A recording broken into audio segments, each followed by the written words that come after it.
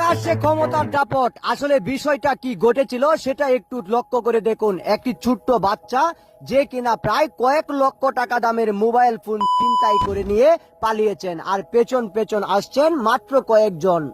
কিন্তু এই মাত্র কয়েকজনের ভিতরে রয়েছে অনেক কিছু। অস্ত্র নিয়ে ছেলেটাকে দাওয়া পাল্টা দাওয়া দিচ্ছিলেন, কিন্তু বুদ্ধির কাছে যেন সবই হার মেনে যায়। মুরব্বী এক চাচার কাছে যখন সাহায্য চাইলেন, ঠিক চাচার বুদ্ধিটাও সেরা ছিল, কারণ তাকে বনের নিচে লুকিয়েছেন। আসলে কেউ টেরও পায়নি যে এই বনেই রয়েছে সেই ছেলেটা। আর এখানে কে কত লক্ষ টাকা দামের মালিক সেটাই এখন জানার বিষয়। ছেলেটা ছিল লক্ষ টাকার মালিক। সব যখন মুরব্বীর কাছে দিয়েছেন, এখন মুরব্বী হচ্ছে সেটার নাটের গুরু। পরিস্থিতি যেমনই হোক, পেছনে পেছনে কে আসছেন সেটা একটু জানা।